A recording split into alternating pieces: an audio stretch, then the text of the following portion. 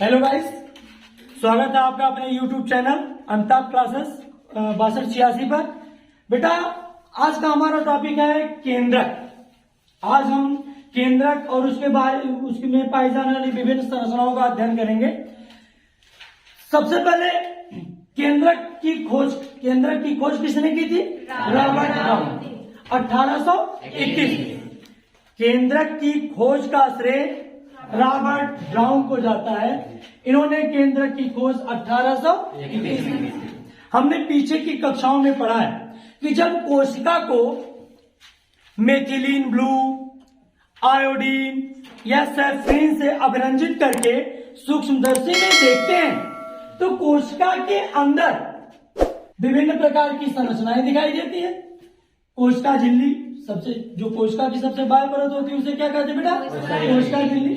कोशिका झिल्ली के अंदर माइटोकॉन्ड्रिया, अंतःप्रदब्धी जालिका, गोल्जी काय, लाइसोसोम, ये विभिन्न प्रकार की क्या दिखाई देती हैं? संरचनाएं दिखाई देती। इस कोशिका के मध्य में एक तो गोलाकार संरचना दिखाई देती है। कैसे बेटा? गोलाकार संरचना दिखाई देती है जिसे हम क्या कहते हैं बेटा? केंद्रक। अगर इस केंद्रक को सूक्ष्मदर्शी से देखा जाए तो केंद्रक में बेटा कुछ इस प्रकार की संरचनाएं दिखाई देती हैं। सूक्ष्मदर्शी से देखने पर केंद्रक में कुछ इस प्रकार की संरचनाएं दिखाई देती हैं। केंद्रक के बाहर चारों ओर दोहरी झिल्ली का आवरण पाया जाता है। केंद्रक के बाहर दोहरी झिल्ली का क्या पाया जाता है? आवरण पाया जाता है, जिसे बेटा हम केंद्रक कला या केंद्रक झिल्ली भी कहते हैं। अब अगर हम किस केंद्रक झिल्ली की बात करें तो प्रत्येक झिल्ली लगभग 75 एंगस्ट्रॉन मोटी होती है। कितनी बेटा? 75 एंगस्ट्रॉन। यो झिल्लियां 75 एंगस्ट्रॉन मोट होले और हयो झिल्लियां कितनी? 75 एंगस्ट्रॉन क्या होती है? मोटी। और इन दोनों झिल्लियों के बीच की जो दूरी होती है, जैसे हमारे बच्चे बैठते हैं इनके बीच में कुछ न कुछ दूरी होती है कि नहीं होती? होती है ना। या अभी हम लोग कपड़ा पहने, मेरे ऊपर 2 आवरण है, देखो, एक तो कोट और एक का सर, तो इन दोनों के बीच में कुछ न कुछ दूरी है कि नहीं? अब भाई यो कितनी मोटी है? 75 एंगल। अरे इसकी तुलना किससे कर दो? केंद्रक कला से। तो केंद्रक कला ये 2 परतों में है ना, बताइए क्या बना पाया जाता है? 2। तो इसका जो ऊपर वाला आवरण है हाई, कितना मोटा है? 75। और इसके लिए भीतर हाई वाला यो कितना मोटा है? 75। और दोनों के बीच की दूरी कितनी है? 150 एंगस्ट्रॉन से लगभग 450 एंगस्ट्रॉन। ये जो केंद्रक कला है इसे केंद्रक झिल्ली भी कहते हैं। और इसकी जो ऊपरी वाली परत है उसे वाय केंद्रक कला और जो नीचे वाली परत है उसको केंद्रक कला कहते हैं। और बेटा ये लाइपोप्रोटीन की बनी होती है। केंद्रक झिल्ली लाइपोप्रोटीन की बनी होती है। किसकी बनी होती है बेटा? लाइपोप्रोटीन की बनी होती है। अब अगर इसके अंदर हम चले तो इसके अंदर हमें धागे के आकार की संरचनाएं दिखाई देती। ये धागे के आकार की क्या बेटा? संरचनाएं दिखाई देती हैं, जिन्हें हम क्रोमैटिन जालिका कहते हैं। बेटा कोशिका विभाजन के समय ये संरचनाएं स्पष्ट दिखाई देती हैं। कोशिका विभाजन के समय ये संरचनाएं स्पष्ट दिखाई देती हैं। जैसे अभी देखो बेटा, तुम्हारे घर में जो तुम्हारी भाभी होती हैं, जो नई बहुरिया होती है, नई बहुएं होती हैं, वो कभी कभार दिखाई देती हैं। प्राय बरामदा में कम आती है ना, कईयों काल के दिखाई देनी। मान लो कपड़ा वपड़ा डाली भाई छत पे चली गई नहीं, या द्वारी पर का पर्दा। गांव में, हम सबके गांव में तो ऐसे होता है ना कि गांव में कब पर्दा वर्दा हरिकल के द्वारे बैठे थे, अरे पता है ना। लेकिन अपना शादी ब्याह जब पड़ जाए, कभी कभी शादी ब्याह पड़ता है ना, क्यों बेटा? होनी तो जो बहुएं होती हैं तब घूट काट के निकरे बारे खूब चमक चमक नाचे नोचे नहीं है, ऐसा है ना। तो वैसे कि बहुरिया हमेशा नहीं दिखाई पड़ती है, लेकिन कोशिका विभाजन के समय ये स्पष्ट रूप से दिखाई पड़ती है। ठीक है बेटा, ये जो क्रोमैटिन जालिका है ये डीएनए और प्लस प्रोटीन की बनी। क्रोमैटिन जालिका किसकी बेटा? डीएनए और प्रोटीन की बनी होती है। कोशिका विभाजन के समय ये जो धागे के आकार की संरचनाएं हैं ये एक दूसरे से क्या होती हैं? अलग हो जाती हैं। During cell division it is separate, ये क्या होते हैं? अलग हो जाते हैं और छोटी सी मोटी सी छड़ के जैसी क्या बनाते हैं? आकृति। कोशिका विभाजन के समय ये जो धागे के आकार की संरचनाएं हैं ये एक दूसरे से अलग हो जाती हैं और मोटी सी छड़ के जैसी क्या बनाती है बेटा? संरचना बनाती हैं, जिन्हें हम क्या कहते हैं? गुणसूत्र। जिन्हें क्या कहते हैं? गुणसूत्र, क्रोमोसोम। गुणसूत्र को इंग्लिश में क्या कहते हैं बेटा? क्रोमोसोम। इनमें आनुवांशिक पदार्थ पाया जाता है। कौन सा पदार्थ?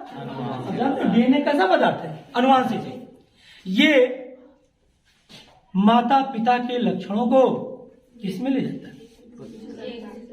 संतान, यानी एक पीढ़ी के लक्षणों को दूसरी पीढ़ी में पहुंचाने का कार्य। जैसे अभी देखिए हम लोग क्या बेटा, जैसे अब मान ला हमारा बेटवा हो, हमारे घरे लड़का पैदा हो है और वो हमारे ऊपर चल जाए तो गाँव वाले देखेंगे अरे लड़का करिया है, अपने बाप के ऊपर गया। अभी वो गोरा हो जाए, लड़का गोर है, माई के ऊपर गया, तो इसका मतलब ये जो मम्मी या माता या पिता के जो लक्षण है बेटा वो संतानों में पहुंचाने का कार्य कौन करता है? क्योंकि इनमें क्या है? आनुवांशिक पदार्थ। आनुवांशिक पदार्थ आनुवांशिक लक्षणों को एक पीढ़ी से दूसरी पीढ़ी में पहुंचाने का कार्य करता है। अब बेटा इसके अंदर जो तरल पदार्थ पाया जाता है उसे हम कहते हैं केंद्रक द्रव्य। केंद्रक के अंदर तरल पदार्थ पाया जाता है जिसे केंद्रक द्रव्य कहते हैं। जो केंद्रक द्रव्य है ये न्यूक्लियो प्रोटीन का बना होता है। केंद्रक द्रव्य किसका बना होता है बेटा? Nucleo protein. केंद्रक द्रव्य का दो नाम और भी है। केंद्रक द्रव्य को केंद्रक रस या कैरियोलिम्ब भी कहते हैं। केंद्रक द्रव्य में RNA, DNA, protein, lipid, enzyme और खनिज लवण घुले होते हैं। किसमें? केंद्रक द्रव्य। जैसे देखो हम लोग घर पे भोजन बनाते हैं, मान लो हम दाल बना रहे हैं तो दाल में कौन कौन सी चीजें होती हैं? तनकी नमको डालल जाला, तनकी हल्दियो डालल होले, उनमें दलियो तनकी डालल होले, और तनी और चटर मटर करे है तो का डाल दे बा? 1 चम्मच घी डाल दे। बकलो कहीं का गुड़ बका रहेगी ना। अरे खिचड़ी ना बनाओ जाए, का बनाओ जाए? अच्छा छोड़ो अपने टॉपिक पे। तो बेटा ये जो केंद्रक के अंदर तरल पदार्थ पाया जाता है इसे हम क्या कहते हैं? केंद्रक द्रव्य कहते हैं। ये किसका बना होता है? न्यूक्लियो प्रोटीन का बना होता है। इसमें कौन कौन सी चीजें? RNA, DNA, protein, lipid, enzyme और क्या बेटा? खनिज लवण घुले होते हैं। इसके दो नाम और भी हैं। केंद्रक द्रव्य को हम लोग केंद्रक रस या कैरियोलिम्ब भी कहते हैं। अब केंद्रक द्रव्य के अंदर, केंद्रक द्रव्य के अंदर गोलाकार संरचना पाई जाती है जिसे केंद्रिका कहते हैं। केंद्रक द्रव्य में गोलाकार संरचना पाई जाती है जिसे हम लोग क्या कहते हैं बेटा? केंद्रिका कहते हैं। केंद्रिका की खोज 1781 में फोंटाना नामक वैज्ञानिक ने, केंद्रिका की खोज 1781 में किसने की थी बेटा? फोंटाना नामक वैज्ञानिक ने की थी। ये भी किया कहां खोई?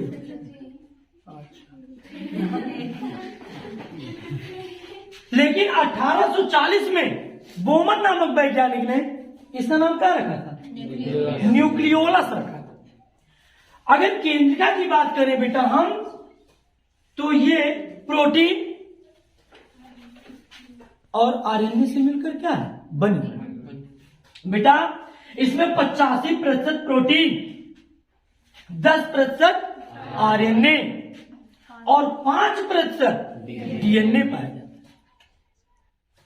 केंद्रिका में 85% क्या होता है प्रोटीन होता है, 10% आरएनए होता है और 5% डीएनए होता है।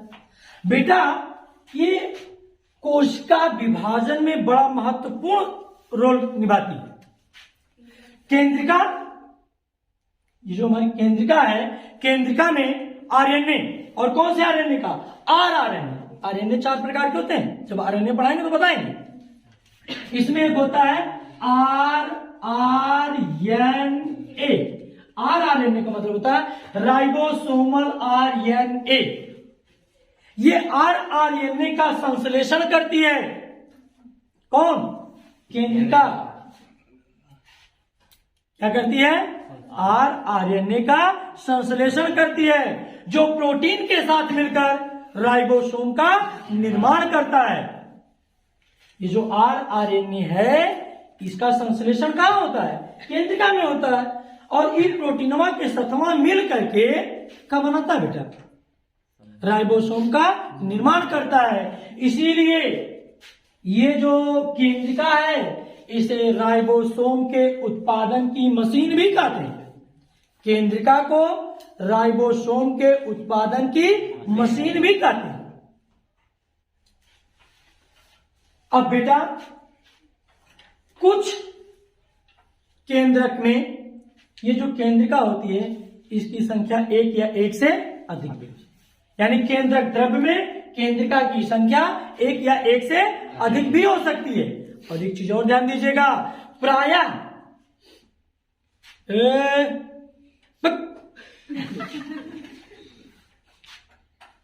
कालिदास ना बढ़ के लिखी थी बिटिया, अरे सुन फिर लिखा फिर। प्रायः एक कोशिका में इक्कीस केंद्रक पाया जाता है। एक कोशिका में कई केंद्रक होता है, एक केंद्रक। प्रायः कुछ वनस्पति कोशिकाओं में 1 से अधिक केंद्रक पाए जाते हैं।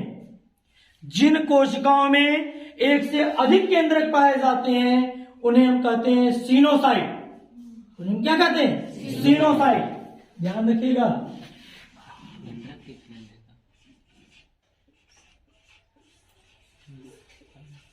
इसे सीनोसाइट भी पढ़ते हैं लोग, या इसे कोइनोसाइट भी पढ़ते हैं। केंद्रिका रहती है कि केंद्रक? नहीं बेटा, केंद्रक भी होता है। कुछ कोशिकाओं में 1 से अधिक केंद्रक भी होते हैं। ऐसे कोशिकाओं को हम क्या कहते हैं, सीनोसाइट, या कुछ लोग इसी को कोइनोसाइट भी पढ़ते हैं। और केंद्रक द्रव्य में 1 या 1 से अधिक केंद्रिका पाई जाती है।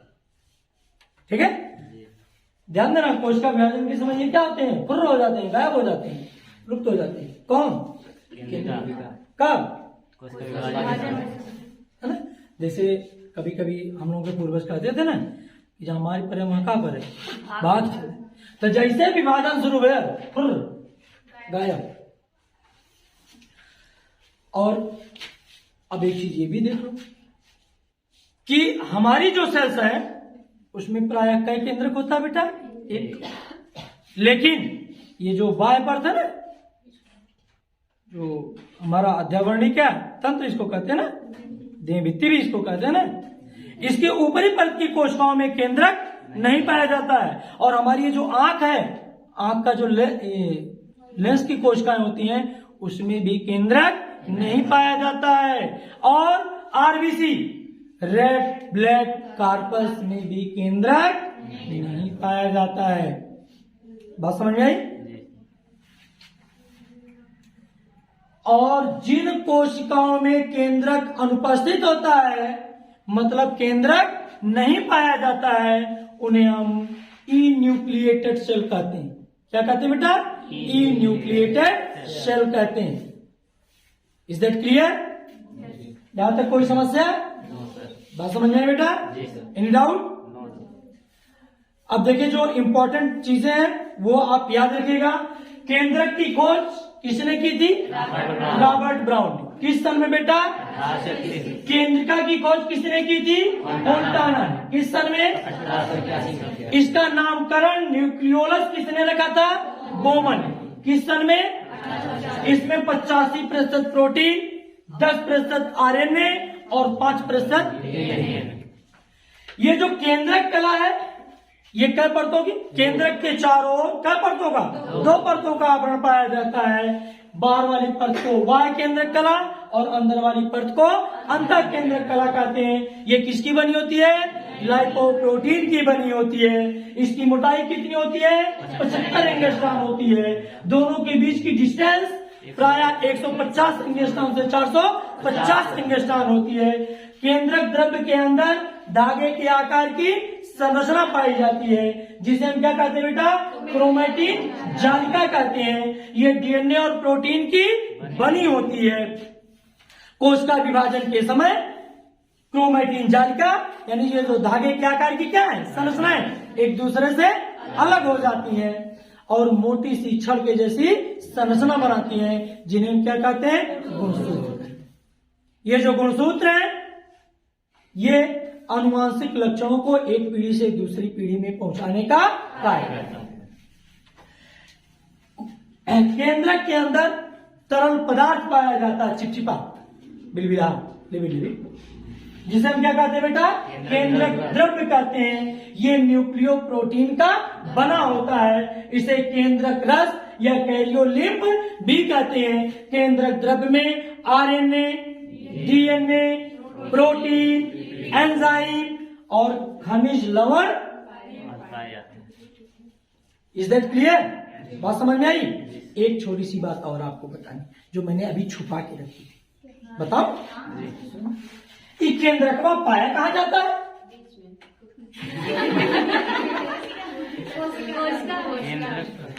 इसको पढ़ने वालों की भाषा में ना बुड़बक कहते हैं। और हमको जहां तक लगता है आप लोग बुड़बक की श्रेणी में नहीं आना चाहोगे? नहीं। किसकी श्रेणी में हो? ये केंद्रकवा पाया कहाँ जाता है? कोशिका में। कोशिका द्रव्य में पाया जाता है ना। और बताओ, कोशिका के अंदर विभिन्न प्रकार के कोशिकांग पाए जाते हैं ना बेटा। ये जो केंद्रक है, ये जो कोशिकांग कोशिका के अंदर पाए जाते हैं, इस सबका नियंत्रण करता है। मतलब ये अपने कमरे का मॉनिटर है। हम लोग जब पढ़ते थे तो गुरु जी कक्षा में एक मॉनिटर बनाते थे ना, वो सबकी देख रेख करता था। घर में भी ये तो मुखिया होता है ना, तो घर में बताता ना किसको क्या करना है, किसको गोबर डालना, किसको खाना बनाना, किसको रोटी बनाना, किसको पानी देना, किसको क्या करना, बताता कि नहीं बताता है? सेम वही चीज यहाँ पे भी है बेटा। ये जो केंद्रक है ये सभी कोशिकाओं के ऊपर क्या करता है? कंट्रोल करता है। इसीलिए इसे कोशिका का कंट्रोल रूम भी कहते हैं। मतलब nucleus is called control room of cell, या इसे कोशिका का मस्तिष्क भी कहते हैं। थैंक यू बेटा। अब आगे के टॉपिक में हम लोग अध्ययन करेंगे माइक्रोकांड्रिया।